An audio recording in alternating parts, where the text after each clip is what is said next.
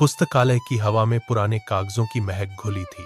आरव मीरा की मेज की ओर बढ़ा और एक भारी किताब धीरे से उसके हाथ के पास खिसका दी। मीरा ने सिर उठाया, कुछ नहीं कहा, बस मेज पर फैला हुआ अपना नोट्स का रजिस्टर आरव की ओर बढ़ा दिया।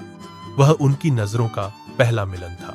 उस दिन से कैंटीन का कोना उनका पक्का ठिकाना बन गया।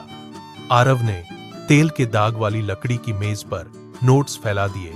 मीरा उन पर महत्वपूर्ण बिंदुओं की ओर इशारा करती। दोनों बहुत करीब आ जाते। जब भी आरव कोई चुटकुला सुनाता, मीरा दबी आवाज में हंसती और उसके कंधे कांपने लगते, जब तक कि वार्डन उन्हें चुप न करा देता। उन्होंने ब्रेक के दौरान ईयरफोन बांटना और गलियारों में साथ चलना शुरू कर दिया। आरव के फोन की स्क्रीन देर रात जलती, वह मीरा का मैसेज होता। अब वे सिर्फ किताबों तक सीमित नहीं थे, बल्कि एक दूसरे की दिनचर्या और बातें साझा करने लगे थे। एक शाम कॉलेज के बगीचे में टहलते हुए आरव रुक गया।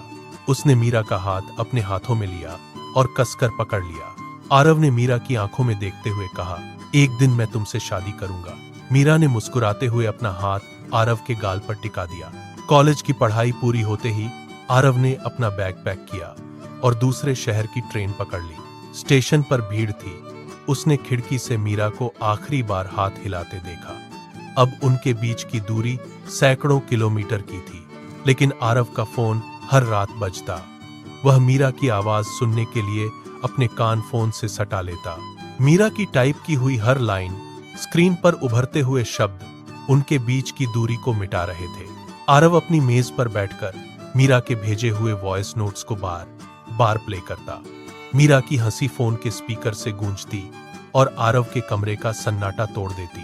वे घंटों तक फोन पर बात करते, एक दूसरे को अपने दिन की छोटी छोटी बातें बताते।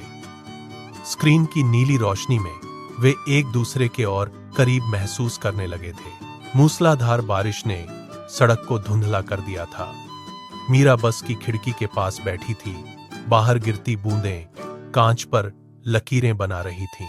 उसने फोन निकाला और आरव को आखिरी मैसेज टाइप किया, बस में बैठ गई हूं, घर पहुंचकर बात करती हूं। उसने सेंड बटन दबाया। तभी बस के पहिए सड़क पर फिसल गए।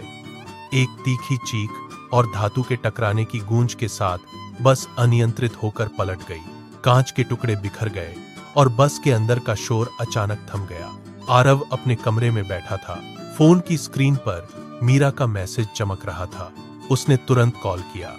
पहली घंटी बजी, दूसरी बजी, तीसरी भी। आरव ने फिर से डायल किया। उंगलियां कांप रही थीं। फोन की रिंगटोन खाली कमरे में गूंज रही थी, लेकिन दूसरी तरफ से कोई जवाब नहीं आया। आरव ने बार बार कॉल किया। हर बार सिर्फ सन्नाटा सुनाई दिया। उसने फोन को कान से सटाए रखा। उम्मीद की कि शायद मीरा की आवाज आएगी, लेकिन वहां सिर्फ खामोशी थी। वह सन्नाटा इतना गहरा था कि आरव को अपने दिल की धड़कन सुनाई देने लगी। उसने फिर से नंबर डायल किया, लेकिन अब फोन स्विच ऑफ हो चुका था। आरव की सांसें तेज हो गईं। उसने फोन को कसकर पकड़ लिया, पर दूसरी तरफ से केवल सन्नाटा ही जवाब दे रहा था। आरव उस शहर में पूरी तरह अकेला रह गया। उसके कमरे की खिड़कियां बंद थीं। बाहर की रोशनी अंदर नहीं आ रही थी। मेज पर रखी घड़ी की टिक टिक अब उसे चुभने लगी थी। हर रात जब सन्नाटा असहनीय हो जाता, आरव अपना फोन उठाता। वह मीरा की गैलरी में जाता और उन पुराने वॉइस नोट्स को ढूंढता। उसने प्ले बटन दबाया। मीरा की आवाज कमरे की दीवारों से टकराकर गूंजी, आरव, आज का दिन बहुत लंबा था, तुम कैसे हो? आरव ने अपनी आंखें बंद कर ली। वह आवाज उसके घावों को फिर से कुरेद देती थी। मीरा की हंसी और उसकी बातों का लहजा उसे उस पल में वापस ले जाता जब सब कुछ ठीक था। वह फोन को अपने कान के पास रखता, जैसे मीरा अभी भी वहीं पास में खड़ी हो। कभी कभी वह एक ही नोट को 10 बार सुनता, जब तक कि फोन की बैटरी खत्म न हो जाती। यह आवाज उसके लिए एक कड़वी दवा की तरह थी, जो उसे दर्द तो देती थी, लेकिन उसे जीने का इकलौता सहारा भी बनी हुई थी। वह कमरे के कोने में बैठ जाता, फोन को अपने हाथों में दबाए रखता और अंधेरे में मीरा की बातों को महसूस करता। उस आवाज के बिना वह इस घर में एक पल भी नहीं टिक सकता था। मीरा के जन्मदिन की रात आई। आरव ने अंधेरे कमरे में बैठे बैठे अपना फोन उठाया। उसकी उंगलियां कांप रही थीं जब उसने कीपैड पर टाइप किया, हैप्पी बर्थडे मीरा, मैं आज भी तुमसे प्यार करता हूं। उसने सेंड बटन दबाया। स्क्रीन पर डिलीवर्ड का निशान चमक उठा। आरव ने उस शब्द को एकटक देखा। वह जानता था कि यह मैसेज कभी रीड नहीं होगा, कोई जवाब नहीं आएगा।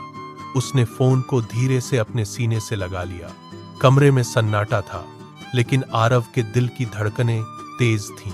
वह हर साल इसी दिन यह संदेश भेजता है। कुछ प्रेम कहानियां मृत्यु के साथ खत्म नहीं होती। आरव के लिए मीरा की यादें अब उसकी हर धड़कन में बस गई हैं।